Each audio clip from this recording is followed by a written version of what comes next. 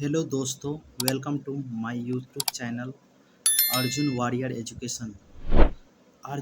Warrior education channel पर आपका स्वागत है। आज हम लोग थ्री पेज सिंक्रोनस मोटर मतलब तिरकला तुल्यकालिक मोटर के बारे में पढ़ने जा रहे हैं, जो हमारे बिहार गवर्नमेंट का बिजली विभाग का जो ग्रेड 3 का वैकेंसी आने वाला है उसके लिए अति महत्वपूर्ण है। और एएलपी के लिए जो उसमें किसका एलपी में जो आपका ट्रेड का इलेक्ट्रीशियन ट्रेड का एग्ज़ाम होता है उसके लिए, और अन्य स्टेट गवर्नमेंट के power holding corporation limited company में उसके लिए अति महत्वपूर्ण आवश्यक होगा। ये वन एमसीक्यू के फॉर्मेट में है और ये हमारे पिंडेल सर के पब्लिकेशन बुक से लिया गया है, जो राजस्थान का है। बहुत फेमस सर का कोचिंग है और उनका ही है ये। टॉप 11,000 एमसीक्यू बुक से लिया गया है। फर्स्ट का रहा है क्वेश्चन नंबर फर्स्ट कि हेयर ड्रायर, वैक्यूम क्लीनर और घरेलू खाद्य प्रोसेसर में निम्नलिखित में से कौन सा मोटर प्रयुक्त है। मतलब हेयर ड्रायर, वैक्यूम क्लीनर और घरेलू खाद्य प्रोसेसर में कौन सा मोटर प्रयुक्त होगा, तो ये होता है आपका यूनिवर्सल मोटर। कौन सा मोटर प्रयुक्त होता है? Universal motor. Hair dryer, vacuum cleaner और घरेलू खाद्य प्रोसेसर में यूनिवर्सल मोटर का प्रयोग किया जाता है। किस मोटर का प्रयोग किया जाता है? यूनिवर्सल मोटर का। यह मोटर अपनी उच्च गति के लिए प्रचलित है। यूनिवर्सल मोटर क्या होता है? उसका हाई स्पीड होता है। अब घरेलू खाद्य प्रोसेसर में जैसे आप यूज करते हैं किसका, ग्राइंडर मशीन सबका, ये सब में भी इसी का यूज किया जाता है। अब कह रहा है एक समकालिक मोटर के संदर्भ में निम्नलिखित से कौन सा कथन गलत है। एक समकालिक मोटर के संबंध में निम्नलिखित में से कौन सा कथन गलत है। तो यह एक समकालिक गति से चलता है, यह विविध गतियों पर चलता है। ये भी यह विविध गतियों पर चलता है। यह शक्ति गुणांकों की विशेष श्रृंखला के तहत संचालित होता है, ये सही है। यह स्वाभाविक रूप से स्वयं प्रभावी सेल्फ स्टार्टिंग नहीं होता है, हाँ। ये तुल्यकालिक मोटर, समकालिक मोटर सेल्फ स्टार्टिंग नहीं होता है, ये भी सही है। तो इसमें गलत क्या है? समकालिक गति में मतलब कांस्टेंट स्पीड से चलेगा, लेकिन ये जो है आपका गलत है। यह विविध गतियों पर नहीं चलता है, मतलब अलग अलग स्पीड से नहीं चलता है। अब नेक्स्ट क्वेश्चन है कि तुल्यकालिक मोटर संचालन के लिए डीसी आपूर्ति क्यों आवश्यक है। तुल्यकालिक मोटर के संचालन के लिए डीसी आपूर्ति क्यों आवश्यक है, मतलब डीसी सप्लाई ही क्यों देंगे इसको संचालन के लिए? हानि कम करने के लिए नहीं, मोटर को प्रारंभिक रूप से चालू करने के लिए भी नहीं, मोटर को चलाने से ओवरलोड होगा नहीं, मोटर को तुल्यकालिक स्पीड से चलाने के लिए, मतलब क्या, जो सिंक्रोनस स्पीड है उससे तुल्यकालिक स्पीड से चलाने के लिए, कांस्टेंट स्पीड से चलाने के लिए हम क्या करते हैं? डीसी आपूर्ति सप्लाई देते हैं मोटर को तुल्यकालिक स्पीड से चलाने के लिए। तुल्यकालिक मोटर को संचालित के लिए डीसी बहुत उपयोगी होता है, क्योंकि इसमें मोटर तुल्यकालिक स्पीड से चलाने के लिए आवश्यक होता है। तुल्यकालिक मशीनें बहुत महंगी होती है, इन्हें केवल बड़े कार्यों और उद्योगों में ही काम लिया जाता है, बड़े कार्यों और उद्योगों में ही काम लिया जाता है। नेक्स्ट क्वेश्चन है कि हम नेक्स्ट क्वेश्चन का बात करेंगे। तो नेक्स्ट क्वेश्चन है आपका कि तुल्यकालिक मोटर कब तक चलेगी यदि उसके पास स्लिप है तो कब तक चलेगी। तो तुल्यकालिक मोटर जो है आपको कब तक चलेगी, तो ये चलेगी 0 तुल्यकालिक मोटर केवल तब तक चलेगी जब तक उसके पास स्लिप क्या है? 0 है। स्लिप कितना है? 0 है। तुल्यकालिक मोटर केवल तब तक चलेगी जब तक उसके पास स्लिप 0 है। तुल्यकालिक मोटर जैसा कि नाम से ज्ञात होता है, यह एक स्थिर गति वाली मोटर है। यह तभी तक कार्य करेगी जब तक स्टेटर मैग्नेटिक फील्ड तथा रोटर के मध्य प्रयुक्त स्लिप का मान क्या होना चाहिए? शून्य होता है, शून्य हो जाता है। वास्तव में स्लिप का शून्य होना ही तुल्यकालिक मोटर का अवधारणा है। तुल्यकालिक मोटर किस पर कंसेप्ट पर काम करता है? तो इसका स्लिप का मान क्या होगा? शून्य होगा। स्लिप क्या होगा? शून्य होगा, ठीक है। अब नेक्स्ट है कि तुल्यकालिक मोटर का प्रयोग के लिए किया जाता है, किसके लिए किया जाता है? तो तुल्यकालिक मोटर का प्रयोग किया जाता है वोल्टता नियमन, धारा और शक्ति गुणांक सुधार के लिए, मतलब शक्ति गुणांक फैक्टर जो होता है तो उसके लिए, और वोल्टा नियम धारा के लिए हम क्या करते हैं? तुल्यकालिक मोटर का प्रयोग करते हैं। तुल्यकालिक मशीन की गति नियत रहती है, क्या रहती है? नियत रहती है, स्पीड कांस्टेंट रहता है। इनका उपयोग वोल्टा नियम के लिए में किया जाता है तथा तुल्यकालिक मोटर को लैंगिंग और इकाई पावर फैक्टर पर चलाया जाता है। लीडिंग, लैंगिंग एवं इकाई पावर फैक्टर पर चलाया जाता है किसको? तुल्यकालिक मोटर को। अतः इनका प्रयोग पावर फैक्टर सुधारने हेतु किया जाता है। किसके लिए किया जाता है? पावर फैक्टर सुधारने हेतु किया जाता है।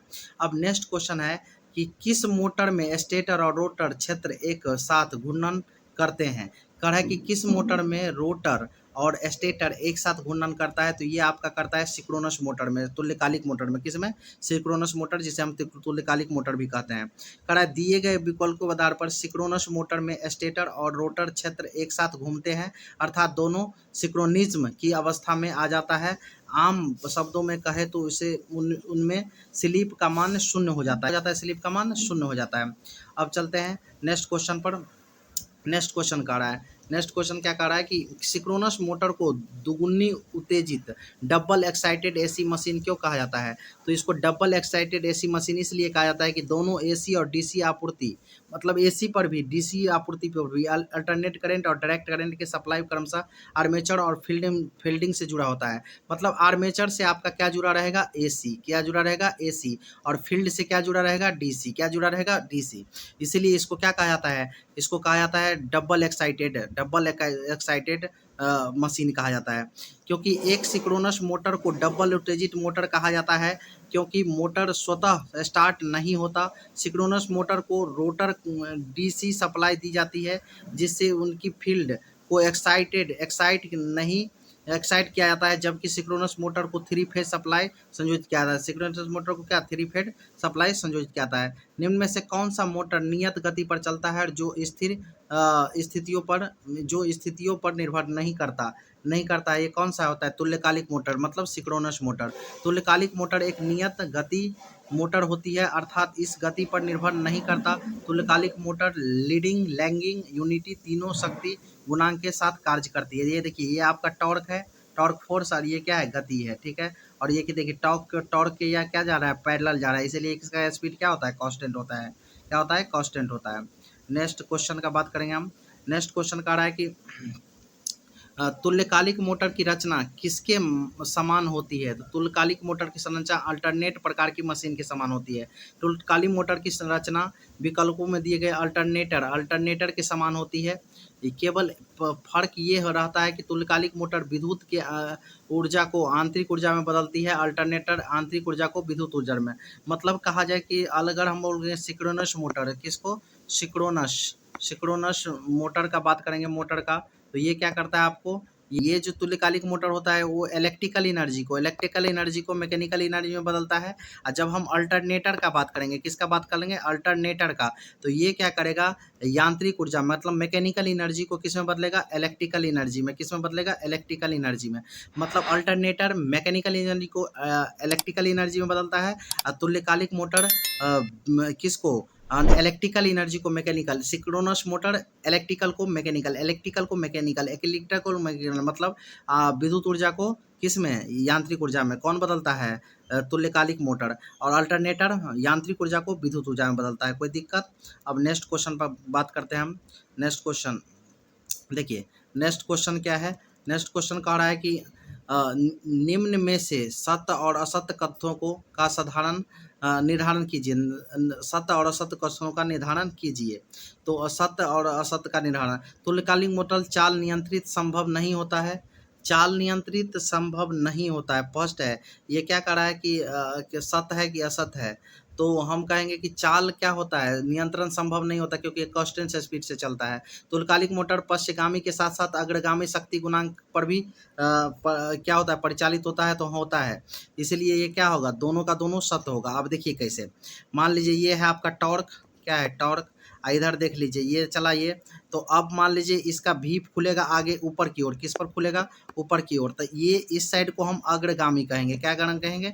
अग्रगामी। यहाँ से सप्लाई अग्रगामी होगा, ये पश्चगामी होगा। क्या होगा? पश्चगामी। और ये आपका NS होता है। क्या होता है? तो अब बताइए कि ये जो होता है आपका, ये होता है, तो ये इसको क्या करते हैं हम? चाल को नियंत्रण नहीं कर सकते हैं, और अग्रगामी या पश्चगामी दोनों फैक्टर पर प्रचालित हो सकती है। इसलिए दोनों का दोनों क्या है? सत्य है। दोनों का दोनों क्या है? सत्य है। अब नेक्स्ट क्वेश्चन पर हम बात करेंगे। नेक्स्ट क्वेश्चन कह रहा है कि कौन सी स्थिति, किस स्थिति में तुल्यकालिक मोटर स्टेप में लाने में विफल हो जाता है? स्टेप में लाने में, तुल्यकालिक मोटर को स्टेप में लाने में विफल हो जाता है। तो ये होता है आपका कब? एक फेज विपरीत परिपथ में।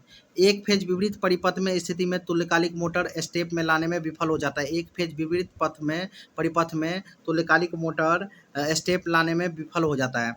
निम्नलिखित में से क्या तुल्यकालिक मोटरों के लाभ हैं? तुल्यकालिक मोटर के लाभ क्या है? ये VVI क्वेश्चन है। देखिए कितना एग्जाम है, DMRSC में पूछा गया है, UPPCL में पूछा गया है। ये कह रहा है कि निम्नलिखित में से क्या तुल्यकालिक मोटरों के लाभ हैं। तो तुल्यकालिक मोटर का लाभ होता है यह अपने आप प्रारंभ नहीं होती, सेल्फ स्टार्टर नहीं होता है इसमें। यह भार के निरपेक्ष नियत गति बनाए रखती है, कांस्टेंट स्पीड चलता है। यह किसी भी शक्ति घटक के अंतर्गत संचालित होती है, ये भी आपका सही है, किसी भी शक्ति घटक पावर फैक्टर के अंदर ही संचालित होता है। यह अधिक कार्यदक्ष होता है, ज़्यादा सफिशिएंट स्किलफुल होता है। तो ये इसमें से क्या है, इनमें से सभी, इनमें से क्या है सभी। ये तुल्यकालिक मोटर का लाभ है, क्या क्या, अपने आप प्रारंभ नहीं होगी, सेल्फ स्टार्टर नहीं होगा, यह भार के निरपेक्ष नियत गति बनाए रखती है, यह किसी भी शक्ति घटक के अंतर्गत संचालित होती, यह अधिक कार्यदक्ष होती है। ये सभी का सभी सही है, ठीक है। नेक्स्ट क्वेश्चन पर बात करते हैं। नेक्स्ट क्वेश्चन है क्या, नेक्स्ट क्वेश्चन कह रहा है कि निम्नलिखित में से क्या एकल धारा मार्ग फेज मोटर का उदाहरण है। एकल धारा मार्ग फेज मोटर का उदाहरण क्या है, सिंगल फेज। सिंगल फेज एकल धारा का मतलब होता है क्या, सिंगल फेज। सिंगल फेज मार्ग एकल धारा मार्ग फेज का मोटर का उदाहरण कौन, तुल्यकालिक मोटर, सिंक्रोनस मोटर। और ये जो प्रतिकर्षण मोटर नहीं है, प्रेरणी मोटर नहीं होगा, प्रत्यावर्ती धारा श्रेणी मोटर ये भी नहीं होगा, लेकिन तुल्यकालिक मोटर एकल फेज, सिंगल फेज मार्ग फेज मोटर का उदाहरण है ये। तुल्यकालिक मोटर एक को छोर से सभी विफल एकल धारा मार्ग फेज मोटर का उदाहरण है, तुल्यकालिक मोटर का, ठीक है। अब कह रहा है कि इनमें से कौन सा एकल धारा मार्ग फेज मोटर का उदाहरण नहीं है, तो तुल्यकालिक मोटर नहीं है, बाकी सब क्या है, बाकी सब एकल फेज धारा मार्ग का उदाहरण है। कौन कौन है, प्रेरणी मोटर है, प्रतिकर्षण है, प्रत्यावर्ती धारा है, बट तुल्यकालिक मोटर एकल धारा मार्ग फेज मोटर का उदाहरण नहीं है। ये किस पर काम करता है, ये 3 फेज पर काम करता है। तुल्यकालिक मोटर किस पर काम करता है, 3 फेज पर। कितने पर, 3 फेज पर काम करता है। अब बात करते हैं नेक्स्ट क्वेश्चन पर। नेक्स्ट क्वेश्चन का बात करते हैं। नेक्स्ट क्वेश्चन कह रहा है कि बताइए, अस्थायी चुंबकों के उपयोग द्वारा तुल्यकालिक मोटर के लिए चुंबकीय क्षेत्र से निर्मित होता है। तो चुंबकीय क्षेत्र से निर्मित होता है किसके द्वारा, अस्थायी चुंबकों के उपयोग द्वारा तुल्यकालिक मोटर के लिए चुंबकीय क्षेत्र से निर्मित होता है। तो किसके द्वारा निर्मित होता है, तो नियोडिमियम बोरॉन लोह से, नियोडिमियम बोरॉन लोह से, एस्मायरो कोबाल्ट से, और किससे, फेराइट से, बच कार्बन इस्पात से नहीं होता है। अस्थायी चुंबक जो हम बनाते हैं, अस्थायी चुंबक, यह अस्थायी चुंबक आपका क्या है, अस्थायी चुंबक का उपयोग द्वारा तुल्यकालिक मोटर के लिए चुंबकीय क्षेत्र नियोडिमियम बोरॉन लोह और एस्मायरो कोबाल्ट फेराइट आदि से निर्मित होता है। कह रहा है सिंक्रोनस मोटर शुरू होने में विफल क्यों होता है। तो सिंक्रोनस मोटर आपूर्ति वोल्टेज बहुत कम हो सकती है। सिंक्रोनस मोटर अगर शुरू नहीं हो रहा है तो इसका क्या कारण है, तो आपूर्ति वोल्टेज बहुत कम हो सकती है, आपूर्ति वोल्टेज बहुत कम हो सकती है। सिंक्रोनस मोटर शुरू होने में विफल होने का कारण यह है कि इसमें आपूर्ति वोल्टेज कम हो सकती है। क्या हो सकती है, आपूर्ति वोल्टेज कम हो सकती है। सिंक्रोनस मोटर शुरू होने में विफल क्यों है, तो इसमें सिंक्रोनस मोटर शुरू होने में विफल इसलिए क्योंकि आपूर्ति वोल्टेज कम हो सकती है। दिए गए विकल्पों में से सिंक्रोनस मोटर के नुकसान पहचाने। सिंक्रोनस मोटर का क्या है, नुकसान क्या है, इसके क्या है, डिमेरिट क्या है। तो इसके लिए सिंक्रोनस मोटर के लिए डीसी उत्तेजना की आवश्यकता होती है, जो बाहरी स्रोत से दी जानी चाहिए, जो बाहरी स्रोत से दी जानी चाहिए। ये क्या है, इसके लिए नुकसान है। सिंक्रोनस मोटर के लिए डीसी उत्तेजना की आवश्यकता होती है, जो बाहरी स्रोत से दी जाती है, यही इसके लिए क्या है, बाहर से ही सप्लाई दिया जाता है डीसी का, जो इसके लिए क्या है, नुकसान है। क्या है, नुकसान है। और ऊर्जा घटक को वांछित तरीके से बदला जा सकता है, ये सही है, ये प्रॉफिट है। नो लोड फुल लोड तक स्थिर गति है होती है, ये सही है। विद्युत चुम्बकीय ऊर्जा वोल्टेज के साथ रैखिक रूप से बदलती है, सही है। नेक्स्ट क्वेश्चन कह रहे हैं, नेक्स्ट क्वेश्चन क्या है आपका, नेक्स्ट क्वेश्चन है कि एक तुल्यकालिक मोटर है, क्या है, एक तुल्यकालिक मोटर सेल्फ स्टार्टर मोटर है, अति तुल्यकालिक मोटर है, सार्वभौमिक मोटर है, नॉन सेल्फ स्टार्टर मोटर होता है। एक तुल्यकालिक मोटर सेल्फ स्टार्टर नहीं होता है, इसकी स्टार्टिंग टॉर्क लगभग शून्य होती है। क्या होती है, शून्य होती है। स्टार्टिंग टॉर्क क्या होता है, शून्य होता है। यह मोटर लोड पर चालू नहीं हो पाती। मोटर को चालू करने के लिए स्रोत पर प्राइमरी मूवर की आवश्यकता होती है। किसकी आवश्यकता होती है, प्राइमरी मूवर की आवश्यकता होती है। परिवर्तित गति कार्यों हेतु इन्हें प्रयोग में नहीं लाया जाता।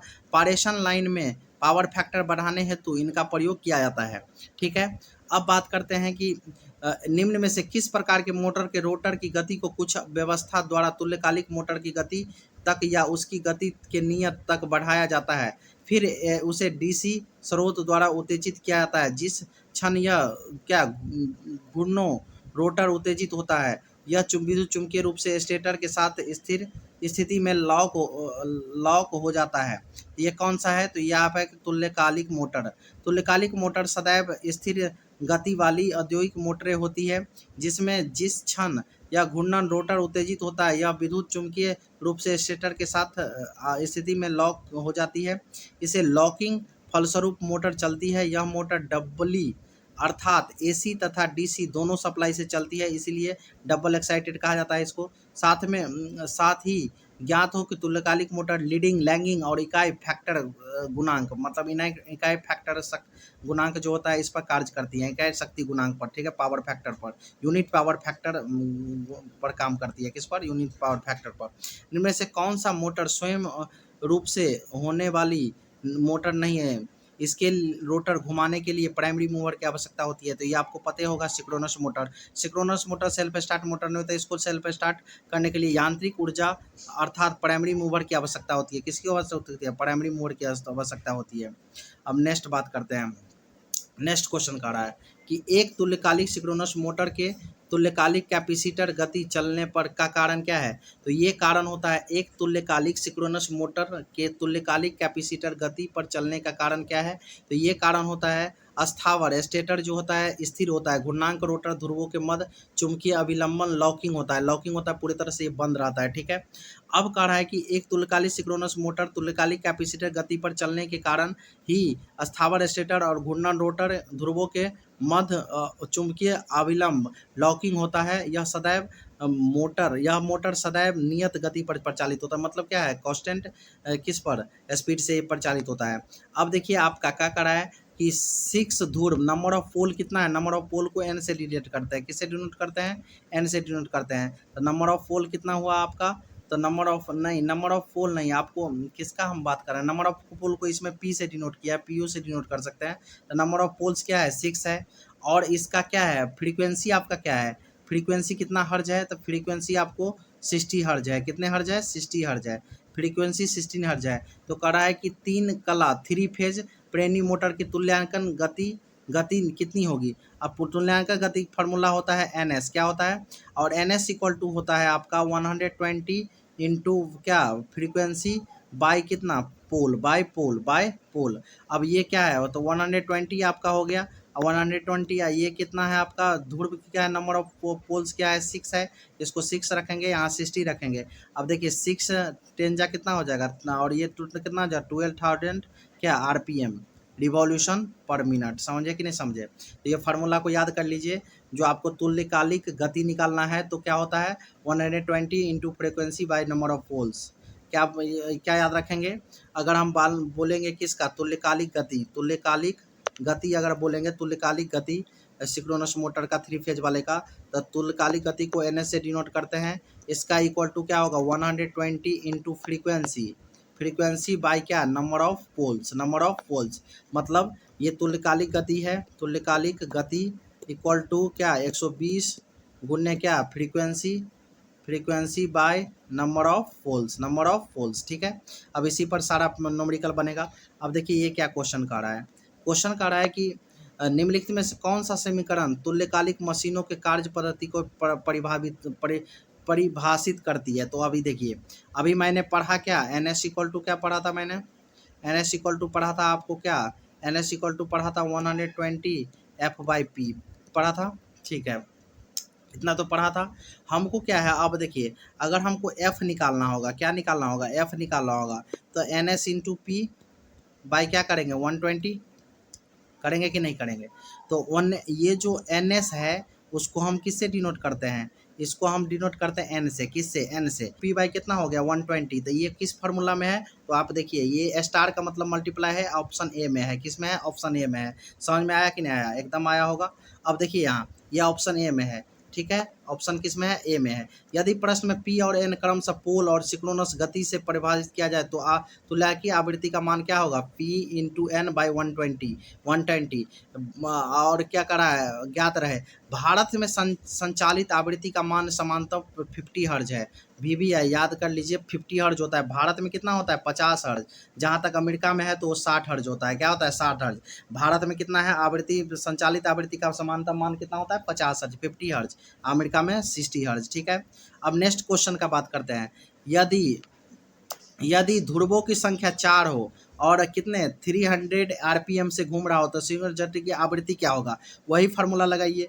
क्या लगाना है, हमको निकालना है इस बार, क्या है, इस बार निकालना है फ्रीक्वेंसी। तो फ्रीक्वेंसी निकालना है तो हम क्या करेंगे, एन इंटू क्या कर देंगे हम, इसको नीचे वाला पी मल्टीप्लाई हो जाएगा, इसी फार्मूला को अपोजिट करेंगे तो, और नीचे वाला पी मल्टीप्लाई हो जाएगा, आपको डिवाइड हो जाएगा किससे, 120 से। किससे, 120 से डिवाइड हो जाएगा। अब देखिए पी कितना है, पोल की संख्या 4 है, कितने, और ये पोल की संख्या 4 है, ई कितना है आपका, कितना है, आर एम पी है 300, उल्टा भी लिख देंगे तो कोई दिक्कत नहीं है। इसको कैंसिल करेंगे कितने बार में होगा, तो 4 3 जा 3 बार में 30, 3 बार में हो जाएगा, 30 बार में 3 से 3 कैंसिल, 3 10 जा कितना हुआ, तो ये कितना आएगा, 10 हर्ज। कितना आएगा, 10 हर्ज। कितना आएगा, 10 हर्ज।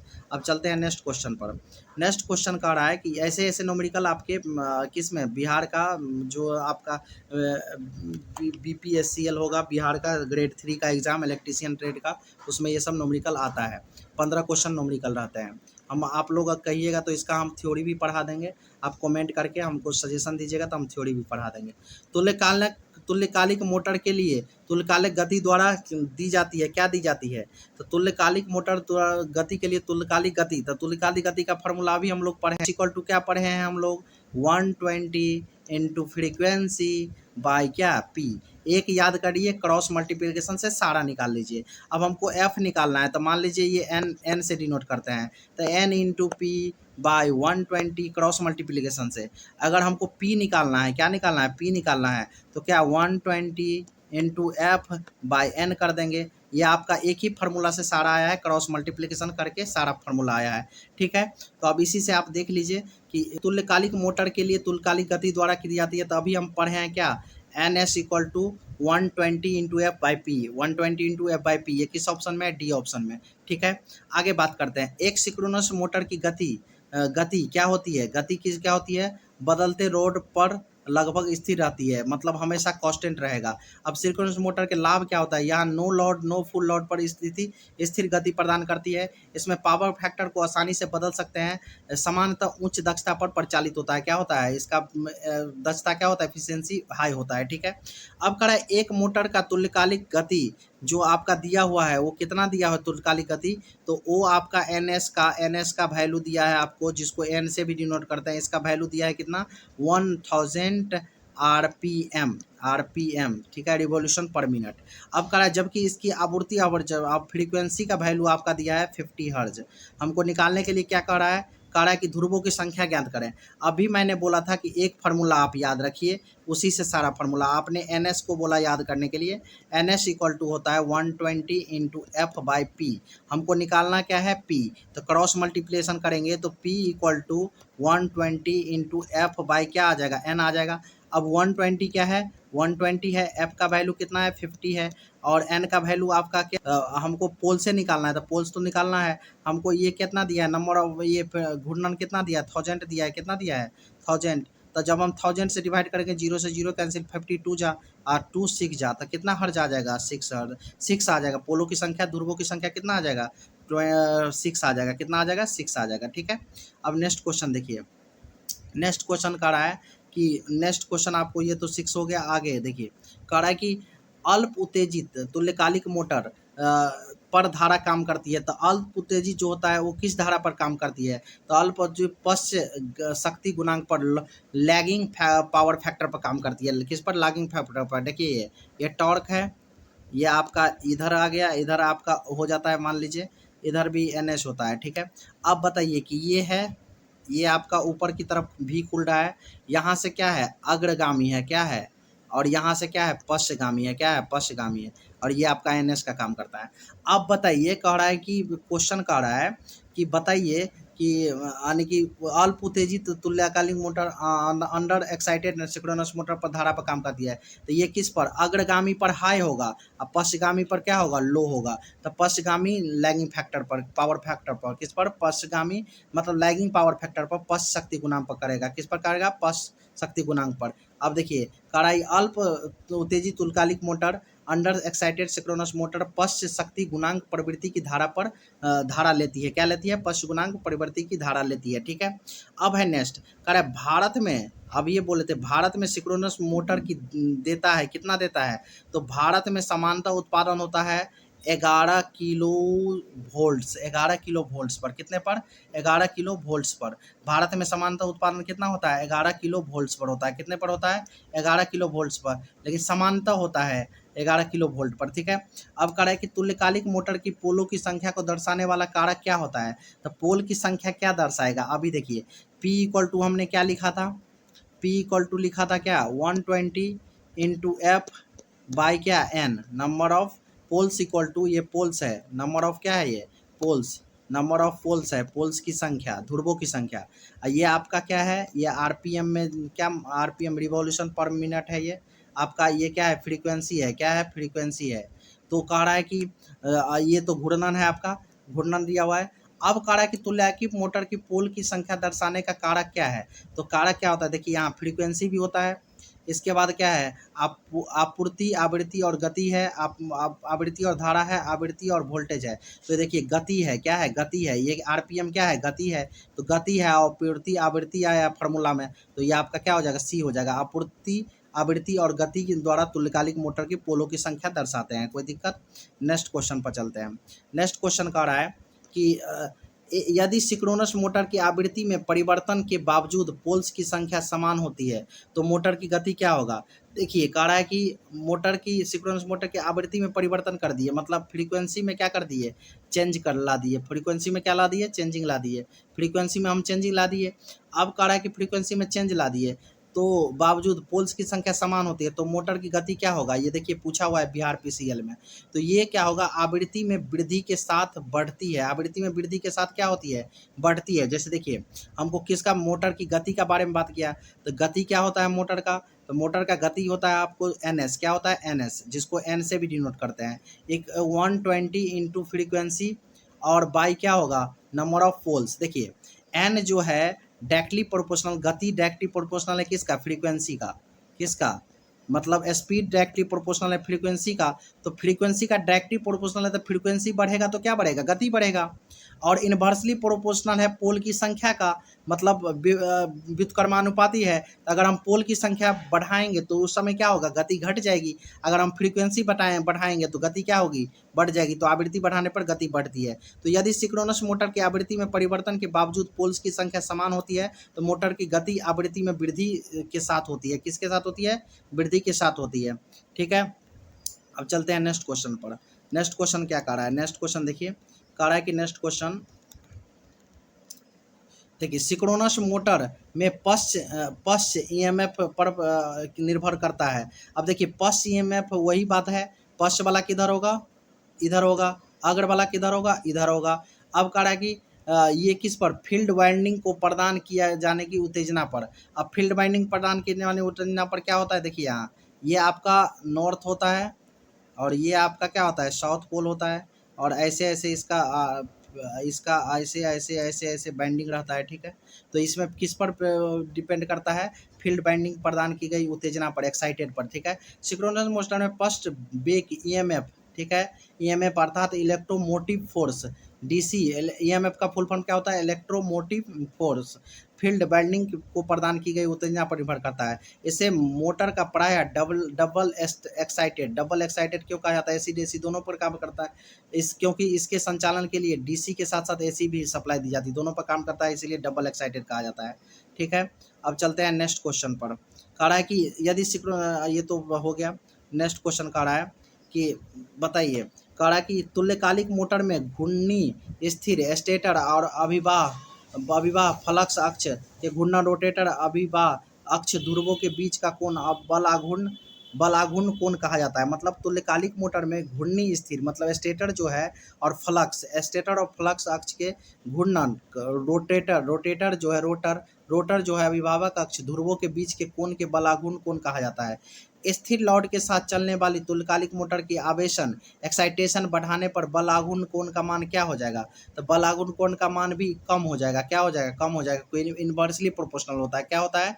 इन्वर्सली प्रोपोर्शनल होता है। ये नेक्स्ट क्वेश्चन क्या करा है, जैसे देखिए यहाँ पर होगा तो दिया ही होगा। करा कि तुल्यकालिक मोटर स्थिति में स्टेटर और फ्लक्स के रोटेटर के अभिभावक अक्ष के ध्रुवों के बीच का कोण बल आघूर्ण कोण कहा जाता है। जिसे लॉड के साथ चलाने पर तुल्यकालिक मोटर आवेशन एक्साइटेशन बढ़ाने पर बल आघूर्ण को दुगुना हो जाता है। जैसे देखिए डेल्टा 1 डेल्टा 2 डेल्टा 1 डेल्टा 2 रहा है कि नहीं, फील्ड धारा है, यहाँ से क्या कर रहा है, करंट जा रहा है। ठीक है, अब देखिए इसका मान क्या होगा, उत्तेजना 1 एक्साइटेड 1 का मान क्या होगा स्थिर स्थिति 2 में। स्थिति 2 में देखिए इसका उत्तेजना स्थिर स्थिति उत्तेजना रहेगा। तो चित्रानुसार 1 में 2 में चलाने पर EF का मान क्या होता है, प्रश्नानुसार बल आघूर्ण डेल्टा 2 का मान भी डेल्टा से क्या है, कम है। देखिए 2 का मान क्या है, वो डेल्टा 2 का मान भी डेल्टा 1 से कम है। देखिए इस एंगल का डेल्टा 1 का एंगल यहाँ तक है, डेल्टा 2 का यहाँ तक है, डेल्टा 2 से कम है इसीलिए। अब कह रहा है कि तुल्यकालिक मोटर पर प्रचालित किया जा सकता है, किस पर प्रचालित होता है, तो इनमें से किसी पर भी नहीं। लैंगिंग पावर फैक्टर पर नहीं, लैंगिंग और लीडिंग दोनों पावर फैक्टर पर नहीं, केवल लैंगिंग पर नहीं। तुल्यकालिक मोटर लीडिंग, लैंगिंग और यूनिटी तीनों पावर फैक्टर के साथ कार्य करता है। अगर इसमें से तीनों रहेगा तबे कार्य करेगा। ज्ञात रहे कि तुल्यकालिक मशीन स्वतः प्रेरित नहीं होता है। इसे स्वतः प्रेरित बनाने के लिए मोटर को डीसी उत्तेजना दिया जाता है। क्या दिया जाता है? डीसी उत्तेजना दिया जाता है। ठीक है, क्या दिया जाता है? डीसी उत्तेजना। सिंक्रोनस मोटर का शक्ति गुणांक निम्न में से किस अवस्था में अधिकतम होती है। तो शक्ति गुणांक किस अवस्था में? सीमा से ऊपर संदीपन के कारण। सिंक्रोनस मोटर के निम्न भार या भारहीन अवस्था में सीमा ऊपर संदीपन एक्साइटेशन यदि दिए गए हो तो ट्रांसमिशन लाइन की शक्ति गुणांक सुधारने का कार्य करती है। अवस्था के में यह मोटर सिंक्रोनस कंडक्शन कहलाती है, जिसका इकाई kVAR अर्थात किलो वोल्ट एम्पियर रिएक्टिव में दी जाती है। kVAR का full form kilo volt ampere reactive होता है। ठीक है, नेक्स्ट क्वेश्चन कह रहा है क्या तुल्यकालिक मोटर का शक्ति गुणांक करैक्टर के रूप में कैसे कार्य करता है। तो ये क्षेत्र उत्तेजिता में परिवर्तन करके गुणांक करैक्टर के रूप में कार्य क्षेत्र उत्तेजिता में परिवर्तन करके कार्य किया जाता है। निम्न में से कौन सा अति उत्साहित तुल्यकालिक मोटर के कारण घटित होगा। तो मशीन एक अग्र शक्ति कारक धारा को खींचती है। मशीन एक अग्र शक्ति धारा को खींचती है, मतलब कौन सा एक अति उत्साहित तुल्यकालिक मोटर के कारण घटित होगा। तो मशीन एक अग्र शक्ति धारा को खींचती है। यदि सिंक्रोनस मोटर की अग्र शक्ति गुणांक धारा खींचती है तो यह निश्चित रूप से सिंक्रोनस कंडेंसेटर के रूप में कार्य कर रही है, तथा यदि मोटर पश्च शक्ति गुणांक के साथ कार्य करेगी तो यह निश्चित रूप से अंडर एक्साइटेड मशीन के रूप में कार्य करेगी। कह रहा है किसी तुल्यकालिक मोटर का प्रयोग शक्ति गुणांक के सुधार के लिए किया जाता है। तो ये अति उत्तेजित ओवर एक्साइटेड बिना किसी भार के। यदि तुल्यकालिक मोटर का प्रयोग शक्ति गुणांक सुधारने के लिए किया जाता है तो यह अति उत्तेजित ओवर एक्साइटेड बिना किसी भार के कार्य कर रहा है। इस स्थिति में सिंक्रोनस कंडेंसेटर क्या होगा, कंडेंसेटर कहा जाएगा। तुल्यकालिक संधारित्र क्या है।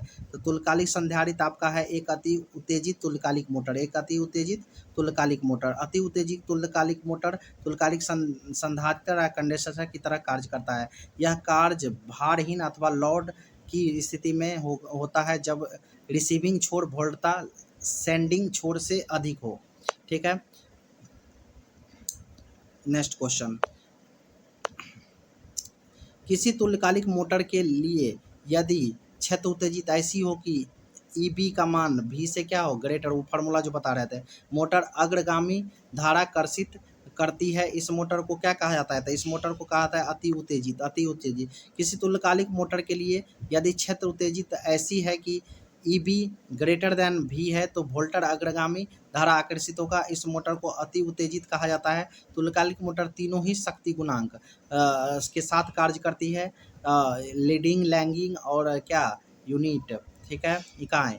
भारीन अवस्था में यह शक्ति गुणांक सुधारने के लिए प्रयोग में लाया जाता है। सिंक्रोनस कंडेंसेटर कहा जाता है। यह सिंक्रोनस का तात्पर्य प्रत्येक स्थिति में नियत बनाए रखने का होता है।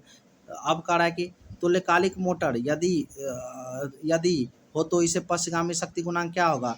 तो अब उत्तेजित और समान उत्तेजित हो जाएगा, अब उत्तेजित और समान उत्तेजित हो जाएगा। क्या हो जाएगा? अब उत्तेजित और समान उत्तेजित हो जाएगा।